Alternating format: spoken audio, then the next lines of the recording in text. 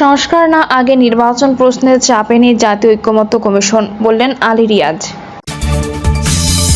উত্তর গাজা থেকে দক্ষিণে যাওয়ার প্রধান পথ বন্ধ করে দিয়েছে ইসরায়েল। গাজায় গত 48 ঘন্টায় নিহত 970 ফিলিস্তিনি। জানাবো বেড়েছে চালের দাম। শুনছিলেন সংবাদ শিরোনাম, এবারে বিস্তারিত। সংস্কার না আগে নির্বাচন প্রশ্নের চাপে নিয়ে জাতীয় ঐকমত্য কমিশন, বললেন আলী রিয়াজ। জাতীয় ঐকমত্য কমিশনের সহসভাপতি ও সংবিধান সংস্কার কমিশনের প্রধান আলী রিয়াজ বলেছেন, সংস্কার না আগে নির্বাচন প্রশ্নে কোনো ধরনের চাপে নেই জাতীয় ঐকমত্য কমিশন। আমাদের যে দায়িত্ব দেওয়া হয়েছে আমরা তাই করছি। জামায়াত ইসলামীর পক্ষ থেকে সংস্কার প্রস্তাব জমা শেষে রাজনৈতিক কোনো চাপে রয়েছে কিনা কমিশন জানতে চাইলে কমিশনের সহসভাপতি আলী রিয়াজ বলেন, জাতীয় ঐকমত্য কমিশনের প্রধান এই অন্তর্বর্তীকালীন সরকারের প্রধান ডক্টর ইউনূস। সুতরাং চাপের কোনো প্রশ্ন আসে না বা দেখতে পাই না। রাজনৈতিক দলগুলো বলবে তাদের দায়িত্ব সুপারিশ তুলে ধরা, সেটার প্রক্রিয়া চলছে। আমরা তাদের দেওয়া সুপারিশ নিয়ে আলোচনা করে সংস্কারের জন্য একটা জায়গায় যেতে চাই, সুতরাং আমরা চাপে নেই। তিনি বলেন, আপনারা জানেন রাজনৈতিক দলগুলোর কাছে আমরা জাতীয় সংস্কারের মতামত চেয়েছিলাম। আমরা এরই মধ্যে অধিকাংশ দলের কাছ থেকে মতামত পেতে শুরু করেছি, কিছু পেয়েছিও। তার ভিত্তিতে আমরা বিভিন্ন রাজনৈতিক দলের সঙ্গে যোগাযোগ ও আলাপ আলোচনা শুরু করেছি।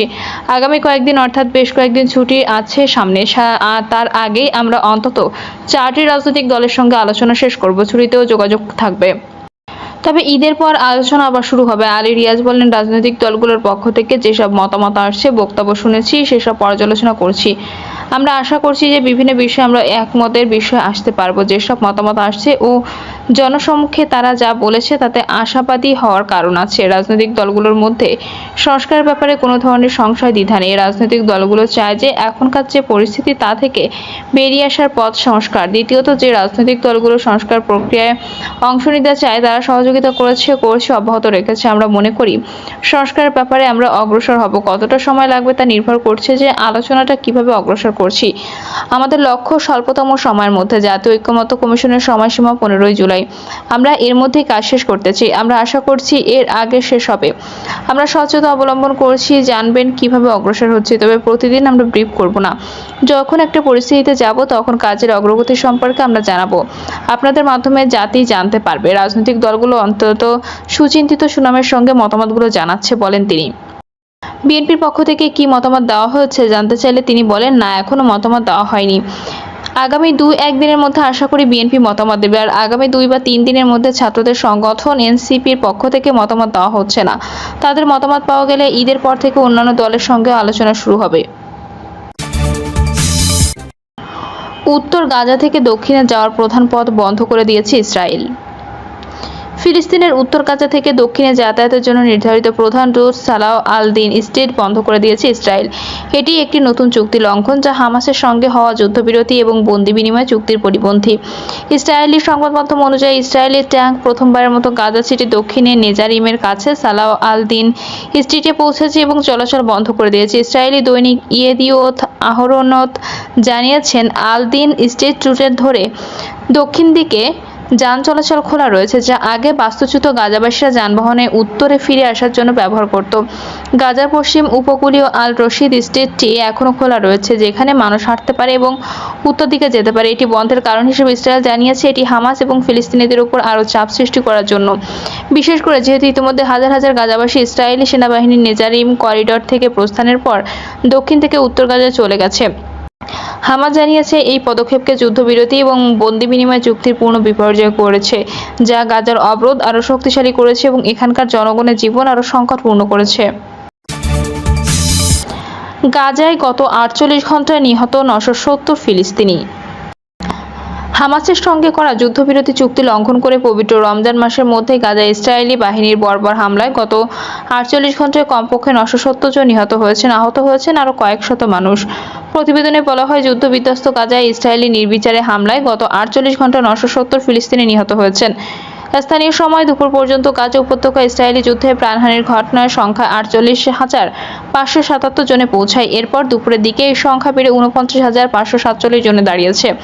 যুদ্ধবিরতি চুক্তির শর্ত লঙ্ঘন করে রাত থেকে গাজা উপত্যকায় নির্বিচারে হামলা শুরু করেছে ইসরায়েলি বাহিনী। গত জানুয়ারিতে শুরু হওয়া ওই ভঙ্গুর চুক্তির পর এটাই সবচেয়ে প্রাণঘাতী ইসরায়েলি হামলা বলে জানিয়েছে হামাস নিয়ন্ত্রিত স্বাস্থ্য মন্ত্রণালয়। এদিকে গাজায় নিযুক্ত জাতিসংঘের একটি ভবনে ইসরায়েলি সামরিক বাহিনী হামলা চালিয়েছে। এই হামলায় সেখানে সংস্থাটির অন্তত একজন বিদেশি কর্মী নিহত ও 5 জন গুরুতর আহত হয়েছেন। বেড়েছে চালের দাম। কুষ্টিয়ায় পাইকারি ও খুচরা বাজারে 2 সপ্তাহের ব্যবধানে মিনিকেট চালের দাম প্রতি কেজিতে 8 টাকা বেড়েছে। দেশের চালের অন্যতম বড় মোকাম কুষ্টিয়ার খাজানগর মিলগেটে দফায় দফায় পাইকারি দাম বৃদ্ধি পাওয়ায় প্রভাব পড়েছে খুচরা বাজারে।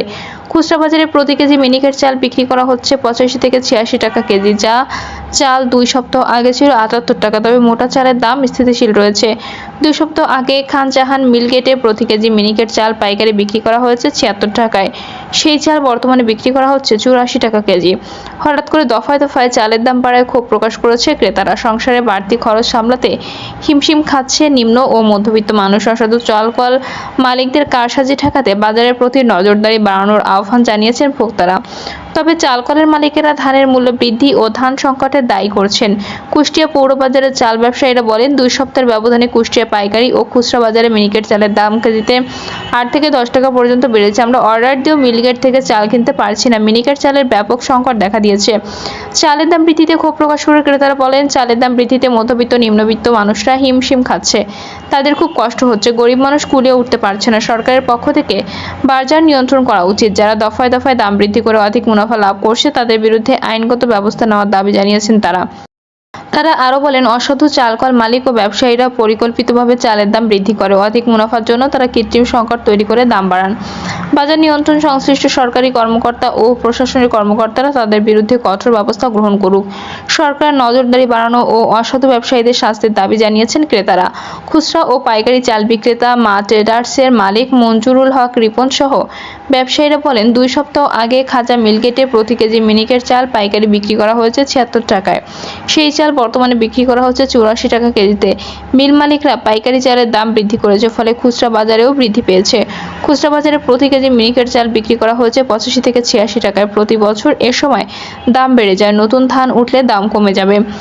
আমরা কেজিতে 1 থেকে 2 টাকা লাভ করি, যেমন ক্রয় তেমন বিক্রি করি। বাংলাদেশ অটোর মেজর অ্যান্ড হাস্কিং মিল মালিক সমিতির কুষ্টিয়া শাখার সাধারণ সম্পাদক জয়নাল আবদিন প্রধান বলেন, প্রতি বছর এ সময় সরু ধান ও মিনিকেট চালের দাম বৃদ্ধি পায়।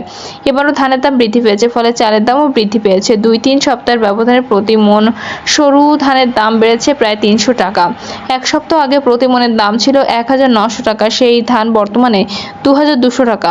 সরু ধানের সংকট দেখা দিয়েছে, এজন্য ধানের দাম বৃদ্ধি করা হয়েছে। ধানের দাম বৃদ্ধি ও সংকটের কারণে চালের দাম বৃদ্ধি পেয়েছে। মিনিকেট চালের সংকট দেখা দিয়েছে। মাস দেড়েক পরে বোরো ধান বাজারে এলে সংকট কেটে যাবে, দামও কমে যাবে। তবে সরকারের উচিত চাল আমদানি করা। জাতীয় ভোক্তা অধিকার সংরক্ষণ অধিদপ্তরের কুষ্টিয়ার সহকারী পরিচালক মাসুম আলী বলেন, ধানের দাম বৃদ্ধির কারণে চালের দাম বৃদ্ধি পেয়েছে। আমরা নিয়মিত চালকল ও বাজার মনিটরিং করছি। অতিরিক্ত দাম বাড়িয়ে যদি অতি মুনাফা করে তাহলে তাদের বিরুদ্ধে ব্যবস্থা নেওয়া হবে। প্রিয় দর্শক, এই ছিল এখনকার সর্বশেষ সংবাদ। আপডেট সব সংবাদ পেতে চ্যানেলটি সাবস্ক্রাইব করে বেল আইকনটি ক্লিক করে রাখুন।